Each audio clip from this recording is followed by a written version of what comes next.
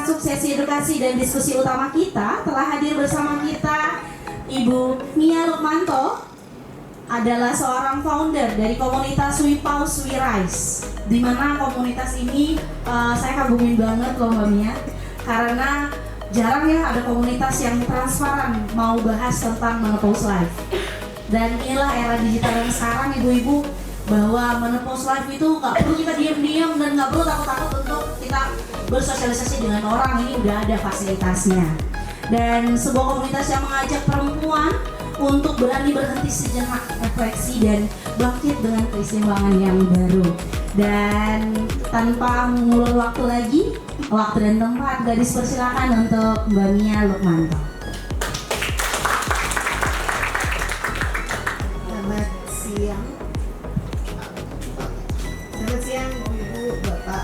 Selamat siang. Terima kasih banget saya dan teman-teman dari Pause We Rise berkesempatan diundang ke sini hari ini di PK Mandiri. Kita akan berfungsi sebagai penanya ya sebetulnya kepada Pak Dokter kebetulan yang tadi saya sempat ketemu Dokter Nana, udah diperiksa, udah dicek, penjelasannya enak banget, mantap banget, langsung straightforward gitu ya tadi Dok ya. Para dokter hebat kami yang akan menjadi narasumber untuk hari ini, ada Dokter Rosiana, boleh izin berdiri dokter. Dokter Rosiana ini jauh-jauh dari Aceh loh. Dan Dokter Rosiana adalah dokter spesialis obstetri dan ginekologi dengan subspesialis urogeninologi yang akan membahas kesehatan dasar panggul perempuan sebagai fondasi kualitas hidup jangka panjang. Yang tadi sudah periksa sama dokter, tadi dokter spill ke Gladys sebenarnya kalau materi dikit aja, tadi ibu-ibu udah saya jelasin. Jadi boleh nanti banyak nanya aja ke dokternya, kan udah periksa tadi kan ya. Dan selanjutnya ini ada Dokter Yusfa Rashid, SPGOG Mars. Beliau adalah Direktur Medik YPK Mandiri Hospital yang sangat membantu kami. Terima kasih banyak dok. Jadi marketing kalau kemana-mana bawanya selalu 3 orang ibu-ibu. Ini bapak-bapak 3 direksi ini selalu kami bawa kemana-mana aja. Event ataupun kita pergi ke kantor-kantor, kemarin ke Bulog ditemenin sama Dokter Yusfa juga. Jadi kami sangat berterima kasih buat Dokter Yusfa ya dok, yang sudah mendampingi kami dan akan membawakan tema penting kita hari ini tentang women health beyond reproductive age. Jadi banyak ibu-ibu nih yang sudah tidak ingat lagi bahkan ataupun tidak mau tahu lagi mungkin tentang kesehatan jangka panjang untuk ibu-ibu. Silakan tanya pada ahlinya. Berdiri di sini membicarakan bukan saya sudah hebat sekali, tidak. Di sini yang senior, lebih senior dari saya ada. Kemudian dari Mbak Nia itu juga, jadi kita ada ekspornya masing-masing. Seperti disampaikan tadi bahwa sebenarnya kita tidak bisa berdiri sendiri. Multidisiplin ilmu akan terlibat untuk hal apapun. Jadi tidak ada yang mungkin dari kelas saya hanya sekilas hanya sisi keilmuan saya, tetapi butuh ada ilmu-ilmu yang lain dari sejawat dan teman-teman yang lainnya. Nah, izinkan saya perkenalkan, mungkin tadi sudah diperkenalkan, saya salah satu dokter SPOG Uroginekologi Rekonstruksi. Saya asalnya dari Aceh dan saat ini saya sedang di Jakarta kembali. Dan sebenarnya ini saya ingin membuka sedikit, ada yang memang namanya divisi Uroginekologi Rekonstruksi, di mana tidak semua para wanita mengetahui atau ibu-ibu tahu. Uroginekologi rekonstruksi itu adalah bagian subspesialis yang serangkaian, tetapi di sini fokus kami adalah kesehatan dasar panggul, kesehatan dasar panggul pada wanita. Nah, seperti tadi disampaikan, sebenarnya kesehatan dasar panggul itu kompleks ya, tidak melulu adalah turun beruk kalau bahasa kita, tetapi banyak sebenarnya. Salah satunya misal yang bagian kami, kalau habis melahirkan, jebol dari vagina ke anus, jebol dari vagina ke bagian pertencingan, atau misalnya ada wanita punya rahim tidak punya vagina, punya rahim tidak punya vagina, tidak punya rahim, maka itu alihnya adalah ke uroginekologi untuk kita buat jalan lahir secara normal. Asal komitmen kami sampai saat ini kami tidak melayani di luar gendernya perempuan. Jadi tidak juga artinya dibikin neovagina pada orang yang gender lain itu kami tidak ya. Nah maksudnya itu jangan nanti jadi jangan yang selama jenis kelamin urologi tidak. Nah ini saya ingin mereview kembali apa itu turun peranakan. Umumnya masyarakat kita, tidak hanya masyarakat lah, kami para nakes pun tidak semuanya mengetahui atau mengetahui tapi kurang menyadari ya. Sebenarnya kita itu datang, banyak yang datang ke kita di saat sudah benar-benar turun, sudah di bawah, dimana pasien kami yang seperti itu rata-rata itu adalah di atas 65 tahun. Ada pernah kami dapat usia paling muda adalah 29 tahun. Ya, itu pasca melahirkan anak pertama, terutama yang melahirkan secara normal, terutama lagi yang ditarik paksa menggunakan vakum ataupun forceps. Nah, harapan kami adalah dengan kita memberikan edukasi, kita bisa mendeteksi dan kemudian treatment secara awal, sehingga kalau kita ketahui stage-nya atau stadium, ini saya garis bawahi lagi ya, stadium di sini bukan hanya untuk kanker ya Ibu, tetapi untuk menandakan keparahan.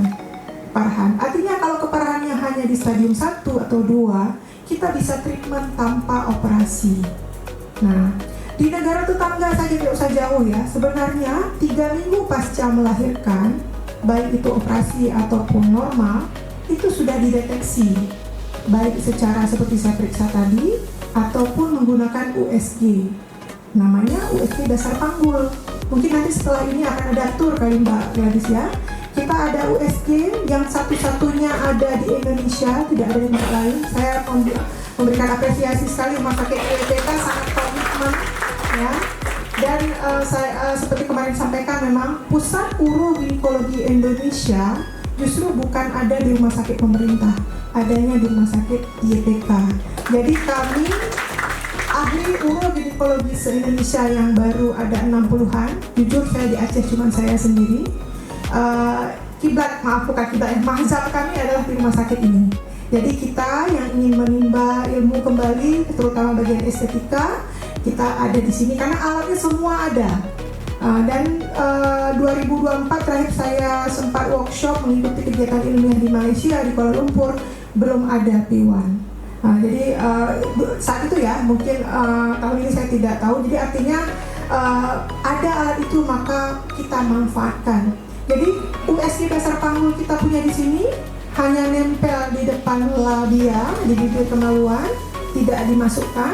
Tekan 1 digit, langsung ada, kita bisa lihat gapnya di mana, turun otot seberapa, itu kita punya. Kemudian setelah ada sesuatu yang tidak normal, kita punya treatmentnya, yaitu ada biofeedback stimulasi listrik, ada kursi Kegel dan atau kursi elektromagnetik. Kita juga punya laser.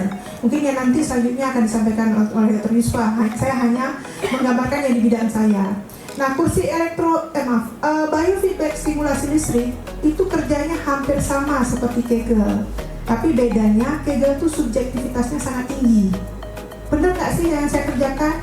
Kayaknya bener dong, kayaknya. Tapi marking yang kita lihat bener tidaknya tidak ada. Nah, di biofeedback stimulasi listrik kita memasukkan alat. Pertama, kerja dia adalah elektriknya yang membuat kontraktilitas dari otot vagina. Terus kemudian kedua, di saat kita minta ibunya mengempit, di layarnya tuh akan ada kurva. Harapannya mungkin kurvanya harus puncak sini. Ternyata selama ini ibu kerjakan cuma segini. Makanya dok, saya udah tiga berkali-kali kok nggak efektif ya. Nah, karena itulah subjektivitasnya sangat tinggi. Jadi kalau pada orang yang belum terbiasa Kegel, maka kami sarankan penggunaan biofeedback stimulasi listrik. Saya berikan apresiasi tadi kepada moderator, cukup bagus dan tidak pernah pakai biofeedback, cuma Kegel saya. Ada beberapa teman-teman dari Bu Mia juga sampai torture saya. Saya maaf ya, ini hanya joke ya. Dulu salah satu guru saya almarhum pernah mengatakan di Thailand kalau saya tidak salah ada kayak apa istilahnya tuh ya, kayak orang yang di tengah jalan itu katanya tuh saking kuatnya tuh bisa membuka tutup botol. Nah ini hampir sama. Jadi betul-betul luar biasa gitu maksud saya ya. Jadi artinya di sini kita tidak ada malu ya Bu ya. Kita semuanya orang yang sudah menikah, dan yang kami sampaikan tadi bukan hanya untuk memuaskan suami, tetapi apabila Kegel dikerjakan secara benar, baik itu Kegel sendiri ataupun dengan alat, harapannya apa? Vagina menjadi kenceng sehingga yang ditahan oleh vagina itu salah satunya adalah kandung kemih dan usus, juga tidak akan ada keluhan, ataupun kalau ada keluhan bisa berkurang. Jadi jangan melulu misalkan, dok saya udah gak punya suami dok, buat apa? Tidak hanya itu. Jadi untuk membuat elastisitas atau tegangan vaginanya tetap baik ya. Oke, ini saya kilas balik sedikit, mungkin dari awal boleh, hanya sebentar ya. Nah jadi staging itu sebenarnya stadium seperti saya bilang tadi itu ada 4. 0 itu artinya normal, itu ya 0 itu ada normal, 4 itu sudah turun semua, dan rata-rata kalau datang ke kami itu sudah keluar semua. Nah harapan kami adalah kalau kami bisa mendeteksi di 1-2, kita treatment secara konservatif, tapi ingat ibu-ibu, tidak hanya treatment, preventif dan mengurangi faktor risiko paling penting. Apa faktor resikonya menurut? Nah, yang tadi faktor risiko. Ya, faktor risiko yang paling berperan sebenarnya hanya 3: hamil, melahirkan, dan menopause. Ya, kenapa hamil? Over distensi. Di dalam rongga perut kita itu ada kandung kemih paling depan, di tengah ada rahim, di belakang ada rektum, usus maksudnya. Nah, itu harus sinergis jalannya. Di saat terjadi kehamilan, terjadi peregangan, ditambah dengan persalinan, apalagi persalinan normal, bayangkan yang diameter kepala 9,5 sampai 10 cm. Sebenarnya, ibu asal tahu, Tuhan itu sudah maha dari segala maha. Harusnya sebenarnya itu bisa kembali resolusi secara normal. Asalkan sejak 3 minggu pasca melahirkan, ibu sudah exercise. Masalahnya kita sibuk sendiri, menyusui, belum urusan nanti suami sudah makan apa belum. Harusnya seperti dibilang tadi, memang itu juga kewajiban. Tapi kewajiban juga bagi diri kita sendiri adalah untuk preventif agar tidak menjadi lebih berat di kemudian hari. Ya mungkin ini bukan penyakit yang mengancam jiwa ya Bu, beda mungkin dengan penyakit jantung, diabetes, tapi kan ini sangat menunjang. Karena kalau seandainya ini terganggu, stres, naik tensi. Jadi apapun itu, yang namanya badan mesti dirawat dari ujung rambut sampai ujung kaki. Ya.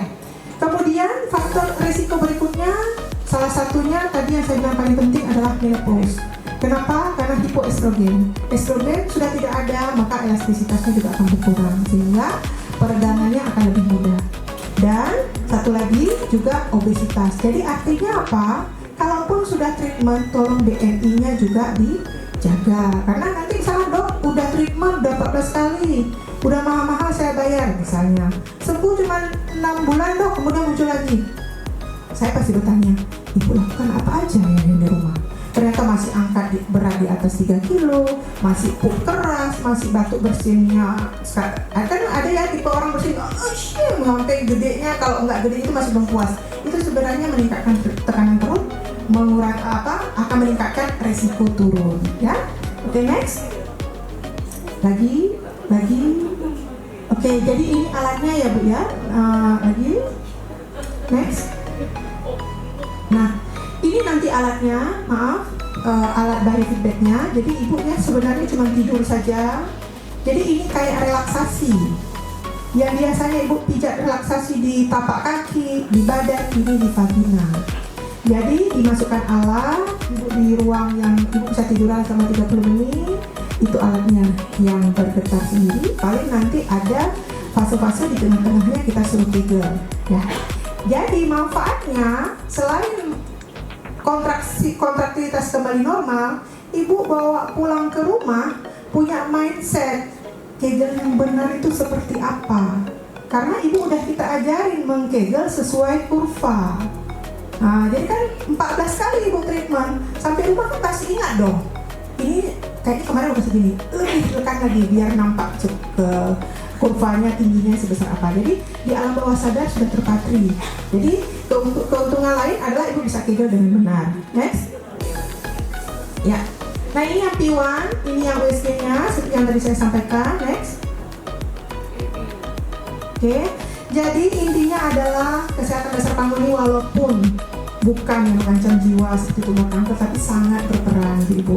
Dan kalaupun sudah turun cuma stadium awal, itu bukan akhir, justru awal yang harus kita treatment sesegera mungkin dengan teknologi yang aman, dan yang paling penting adalah konsisten dalam terapi dan konsisten dalam menghindari faktor-faktor resiko yang telah disebutkan tadi. Lebih kurang saya mohon maaf, mudah-mudahan bermanfaat. Assalamualaikum warahmatullahi wabarakatuh.